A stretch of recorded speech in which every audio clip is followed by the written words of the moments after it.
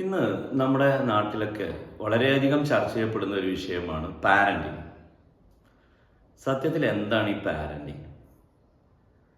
നമ്മളൊക്കെ വിചാരിച്ചതുപോലെ വിശ്വസിച്ചതുപോലെ സ്കൂളുകളിൽ നമ്മൾ കുട്ടികളെ കൊണ്ടുപോയാക്കുന്ന സമയത്ത് അല്ലെങ്കിൽ ചേർക്കുന്ന സമയത്ത് അല്ലെങ്കിൽ സ്കൂളിലെ ജനറൽ ബോഡി വിളിക്കുന്ന സമയത്ത് PTA തിരഞ്ഞെടുക്കുന്നതിന് വേണ്ടിയിട്ടുള്ള ജനറൽ ബോഡി വിളിക്കുന്ന സമയത്ത് അല്ലെങ്കിൽ സ്കൂളുകളിൽ CPTA ക്ലാസ് PTA നടക്കുന്ന സമയത്ത് അല്ലെങ്കിൽ അവരുടെ പഠന നിലവാരത്തെക്കുറിച്ച് വിലയിരുത്തുന്നതിന് വേണ്ടി നമ്മളെ വിളിക്കുന്ന സമയത്ത് ആരെങ്കിലുമൊക്കെ പ്രസംഗിക്കാൻ അറിയുന്ന ആളുകൾ അല്ലെങ്കിൽ മോട്ടിവേഷൻ നൽകാൻ കഴിയുന്ന ആളുകൾ ഈ രക്ഷാകർത്താക്കളെ എംപവർ ചെയ്യുന്ന ഒരു പ്രോഗ്രാമാണോ പാരന്റിങ് എന്ന് പറയുന്നത്?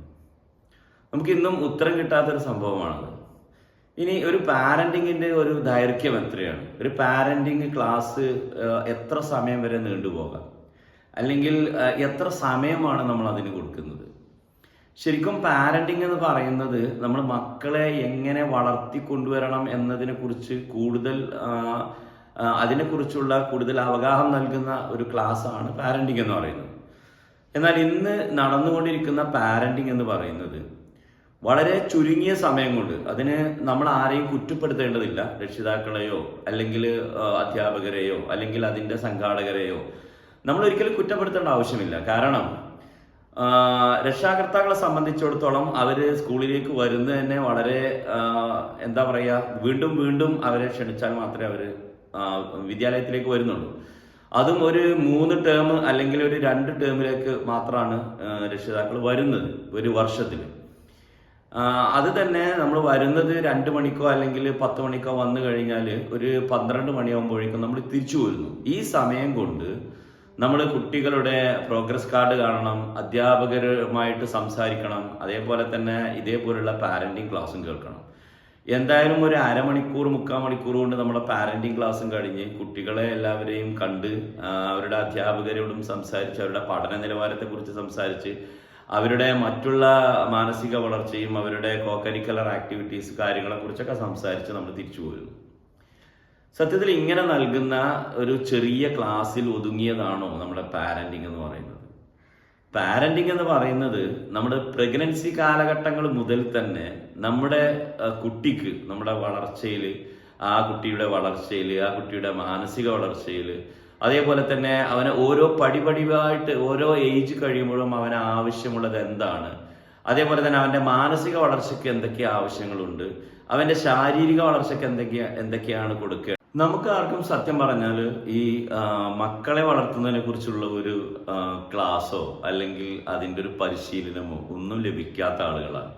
നമ്മൾ മക്കളെ വളർത്തുന്നത് എങ്ങനെയെന്ന് ചോദിച്ചാൽ നമ്മളെ എങ്ങനെയായിരുന്നു നമ്മുടെ രക്ഷിതാക്കൾ വളർത്തിയിരുന്നത്, ആ ഒരു പ്രക്രിയയും ആ ഒരു പ്രോസസ്സും അല്ലെങ്കിൽ അതിൽ നിന്ന് നമുക്ക് കിട്ടിയിട്ടുള്ള ഗുണപാഠങ്ങളും അനുസരിച്ചാണ് നമ്മൾ മക്കളെ വളർത്തുന്നത്. സത്യം പറഞ്ഞാൽ നമുക്ക് കിട്ടേണ്ട ഒരു പരിശീലനം നിർബന്ധമായിട്ടും, പ്രത്യേകിച്ചും ഈ ഒരു കാലഘട്ടത്തിൽ നമുക്ക് കിട്ടേണ്ട ഒരു പരിശീലനം തീർച്ചയായിട്ടും പാരന്റിങ് തന്നെയാണ്. കാരണം ഓരോ രക്ഷിതാക്കളും ഓരോ തരത്തിലാണ് മക്കളോട് പെരുമാറുന്നത്. എല്ലാ കുട്ടികളോടും ഒരുപോലെ പെരുമാറുന്നത് ശരിയുമല്ല. കാരണം അവർക്ക് അവരുടേതായിട്ടുള്ള വിഭിന്നതകൾ ഉണ്ടാവാം, ഇൻഡിവിജ്വൽ ഡിഫറൻസ് തീർച്ചയായിട്ടും ഉണ്ടാകാം. ഒരു രക്ഷിതാവിൻ്റെ തന്നെ ഒരമ്മയുടെയും അച്ഛൻ്റെയും മക്കൾ തന്നെ അവർ വ്യത്യസ്ത സ്വഭാവങ്ങൾ പുലർത്തുന്ന ആളുകളാണ്. അവരോട് തന്നെ നമുക്ക് ഒരുപോലെ പെരുമാറാനായിട്ട് സാധിക്കില്ല. ചിലപ്പോൾ മൂത്ത കുട്ടി വളരെ ഡീസൻ്റ് ആയിട്ട് ഒബേ ചെയ്യുന്ന ആളായിരിക്കാം, പക്ഷെ അത് തൊട്ട് താഴെയുള്ള ആള് വളരെ എൻറ്റയർലി ഡിഫറെൻ്റ് ആയിട്ടുള്ള സ്വഭാവങ്ങൾ കാണിക്കുന്ന ആളുകളായിരിക്കാം. പക്ഷെ ഇവരെ എല്ലാവരെയും കൂടി കൈകാര്യം ചെയ്ത് പോവുക എന്ന് പറയുന്നത് സത്യത്തിൽ വളരെ ബുദ്ധിമുട്ടുള്ള ഒരു പരിപാടിയാണ്. എന്നാൽ പോലും അല്പമെങ്കിലും നമുക്ക് ഈ കാര്യത്തെക്കുറിച്ചൊക്കെ അറിയുകയും അതേപോലെ തന്നെ ഓരോ ടൈമിലും ഈ കുട്ടികൾ ചിന്തിക്കുന്നത് എന്താണ്, അവരുടെ മാനസിക അവസ്ഥ എന്താണ്, മാനസിക വളർച്ച എത്രത്തോളമായിട്ടുണ്ട്, പക്വമായ മനസ്സാണോ പക്വത ഇല്ലാത്ത മനസ്സാണോ, അല്ലെങ്കിൽ കാര്യങ്ങൾ തീരുമാനിക്കുമ്പോഴും വഴക്ക് പറയുമ്പോഴൊക്കെ അവർക്കുണ്ടാകുന്ന ഒരു സമ്മർദ്ദം എത്രത്തോളമായിരിക്കും എന്നുള്ള കാര്യങ്ങളെക്കുറിച്ചൊക്കെ നമ്മൾ ഡീറ്റെയിൽ ആയിട്ട് ചർച്ച ചെയ്യേണ്ടതുണ്ട്.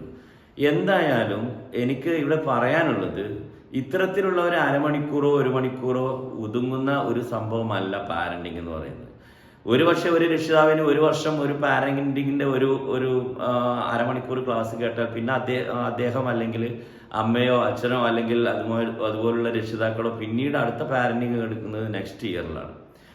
പലപ്പോഴും പല കുട്ടികളുടെയും പാരൻസ് ഒന്നും എല്ലാ യോഗങ്ങൾക്കോ അല്ലെങ്കിൽ എല്ലാ മീറ്റിങ്ങുകൾക്കോ സ്കൂളിൽ പോകാറില്ല. ഞാൻ കണ്ടുവരുന്നത് പാരന്റിങ് എന്ന് പറയുന്ന ഒരു ക്ലാസ് നടക്കുന്നത് തീർച്ചയായിട്ടും കലാലയത്തിൽ മാത്രമേ ഉള്ളൂ. അല്ലാത്ത ഒരു സ്ഥലങ്ങളിലും ഇത്തരത്തിലുള്ള ഒരു ക്ലാസ്സോ അല്ലെങ്കിൽ ഒരു ക്ലാസ് സംഘടിപ്പിക്കുകയോ അല്ലെങ്കിൽ അവർക്ക് വേണ്ട കാര്യങ്ങൾ പറഞ്ഞു കൊടുക്കുകയോ അവരുടെ ശാരീരിക വളർച്ചയിലും മാനസിക വളർച്ചയിലും എന്തൊക്കെ സപ്പോർട്ടാണ് നമുക്ക് ചെയ്യാൻ പറ്റുക എന്നുള്ളത് രക്ഷിതാക്കൾക്ക് പറഞ്ഞു കൊടുക്കുന്ന ഒരു മീറ്റിങ്ങോ അല്ലെങ്കിൽ ഒരു യോഗമോ അല്ലെങ്കിൽ ഒരു ക്ലാസ്സോ നമുക്ക് കാണാൻ സാധിക്കുന്നില്ല. പുറത്ത് വെച്ച് നടക്കുന്ന ക്ലാസ്സുകൾ നമുക്ക് കാണാൻ സാധിക്കുന്നില്ല.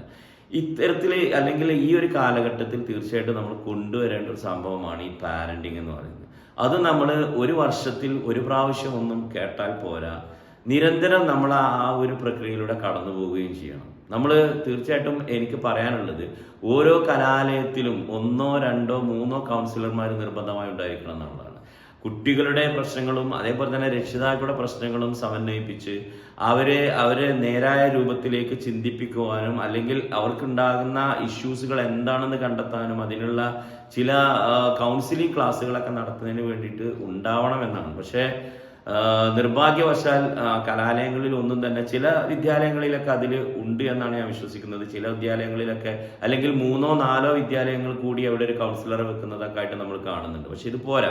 ഇതാണ് നമ്മൾ ഇന്ന് കൂട്ടിക്കൊണ്ട് വരേണ്ടത്. കാരണം ഇത്തരം ആളുകളെ അല്ലെങ്കിൽ അവിടെയുള്ള അധ്യാപകരെ തന്നെ ഇതിനുള്ള പരിശീലനങ്ങൾ കൊടുത്തുകൊണ്ട് ഒരു കൗൺസിലറായിട്ട് മാറ്റുകയും അവര് ഈ രക്ഷിതാക്കളുടെയും അതേപോലെ തന്നെ കുട്ടികളുടെയൊക്കെ പ്രശ്നങ്ങൾ കൈകാര്യം ചെയ്യുകയാണ്. ഇതിപ്പോൾ നമ്മൾ വിചാരിക്കുന്ന രൂപത്തിലല്ല. കാരണം ഒരു കുട്ടി ഒരു രൂപത്തിൽ പെരുമാറുന്നുണ്ടെങ്കിൽ അതേ രൂപത്തിൽ തന്നെ മറ്റൊരു കുട്ടി പെരുമാറുന്നുണ്ടെങ്കിൽ ഇതേ വിഷയം തന്നെയാണ് അവന് എന്നുള്ളത് നമുക്ക് ഒരിക്കലും മനസ്സിലാക്കാൻ കഴിയില്ല, അല്ലെങ്കിൽ പറയാൻ കഴിയില്ല.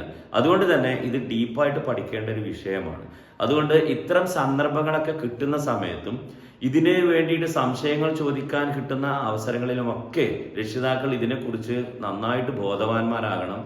ഈ കാര്യങ്ങളെക്കുറിച്ചൊക്കെ വളരെ കൃത്യമായിട്ടുള്ള ഒരു ബോധമുള്ള ആളുകളായിരിക്കണം. അതിനു വേണ്ടിയിട്ടുള്ള ക്ലാസ്സുകൾ അവർ കേൾക്കുകയും വേണം. കാരണം 12ാം വയസ്സിലുള്ള ഒരു കുട്ടിക്ക് കിട്ടേണ്ട മാനസിക സപ്പോർട്ടിങ് അല്ല നമുക്ക് 16ാം വയസ്സിൽ കൊടുക്കേണ്ടത്. 4ാം ക്ലാസ്സിലുള്ള ഒരു വിദ്യാർത്ഥി അവൻ എങ്ങനെയായിരുന്നോ അവനല്ല 10ാം ക്ലാസ്സിൽ എത്തുമ്പോൾ അവന്റെ മാനസിക വളർച്ചയും ശാരീരിക വളർച്ചയും അവന്റെ ആവശ്യങ്ങളും ഒക്കെ വേറെ വേറെ വ്യത്യസ്തങ്ങളായി പോയി. അവന്റെ ലോകം തന്നെ മാറി മറയുന്നതായിട്ട് കാണാൻ പറ്റും. പക്ഷെ നമ്മുടെ വീട്ടിൽ നിന്ന് തന്നെയാണ് പോകുന്നത്. നമ്മൾ കാണാൻ തുടങ്ങിയിട്ട് കുറെ കാലങ്ങളായി എന്ന് വിചാരിച്ചിട്ട് കാര്യമില്ല. അവന്റെ മാനസികാവസ്ഥ എന്താണെന്നുള്ളത് തീർച്ചയായിട്ടും നമ്മൾ മനസ്സിലാക്കണം. അപ്പൊ അതിനു വേണ്ടിയിട്ടുള്ള ക്ലാസ്സുകളാണ് നമ്മൾ തീർച്ചയായിട്ടും നമ്മുടെ വിദ്യാലയങ്ങളിലൊക്കെ അറേഞ്ച് ചെയ്യേണ്ടത്. അത് ഒരു ഫുൾ ഡേ ക്ലാസ് ആണെങ്കിലും അറ്റ്ലീസ്റ്റ് ഒരു ഹാഫ് ഡേ ക്ലാസ് എങ്കിലും ഇത്തരത്തിലുള്ള ഒരു വർഷത്തിൽ ഒരു 3, 4 പ്രാവശ്യം നമ്മുടെ രക്ഷിതാക്കളെ സെറ്റപ്പ് ചെയ്യുകയാണെങ്കിൽ ഒരുവിധം കോൺഫ്ലിക്റ്റുകളൊക്കെ, രക്ഷിതാക്കളും കുട്ടികളും തമ്മിലുള്ള കോൺഫ്ലിക്റ്റ്, കുട്ടികളും അധ്യാപകരും തമ്മിലുള്ള കോൺഫ്ലിക്റ്റുകളൊക്കെ ഒരു പരിധി വരെ നമുക്ക് നിയന്ത്രിക്കാൻ സാധിക്കും എന്നുള്ളതാണ് ഈ അവസരത്തിൽ എനിക്ക് പറയാനുള്ളത്. അതിനു വേണ്ടിയിട്ടുള്ള ഒരു പ്രയത്നം നമ്മളെല്ലാവരും കൂട്ടായി ചേർന്നുകൊണ്ട് എടുത്തു കഴിഞ്ഞാൽ, അല്ലെങ്കിൽ അധ്യാപകരാണെങ്കിലും രക്ഷിതാക്കളാണെങ്കിലും അല്ലെങ്കിൽ നാട്ടുകാരാണെങ്കിലും ഇത്തരത്തിലുള്ള ക്ലാസ്സുകളൊക്കെ നമ്മുടെ അയൽക്കൂട്ടങ്ങളിലൊക്കെ സംഘടിപ്പിക്കുകയാണെങ്കിൽ തീർച്ചയായിട്ടും അത് നല്ലൊരു ക്ലാസ് ആയിട്ട് മാറ്റുന്നതിനും നല്ലൊരു എഫക്റ്റ്, നല്ലൊരു ഫലം, നല്ലൊരു റിസൾട്ട് കൊണ്ടുവരുന്നതിന് വേണ്ടിയിട്ട് നമുക്ക് സാധിക്കും. അതിനു വേണ്ടിയായിരിക്കണം നമ്മുടെ അടുത്ത പ്രവർത്തനങ്ങളൊക്കെ. ഈ കാലഘട്ടത്തിൽ തീർച്ചയായിട്ടും നമ്മൾ ചെയ്യേണ്ട ഈ കാര്യങ്ങൾ, പാരന്റിങ് എന്ന് പറയുന്ന ഈ ഒരു സംഭവം നമ്മൾ തീർച്ചയായിട്ടും വളരെ ഇമ്പോർട്ടൻ്റ് ആയിട്ട് വളരെ പ്രധാനപ്പെട്ട ഒരു സംഭവമായിട്ട് കാണേണ്ടിയിരിക്കുന്നു എന്നുള്ളതാണ് ഈ അവസരത്തിൽ നിങ്ങളോട് എനിക്ക് പറയാനുള്ളത്.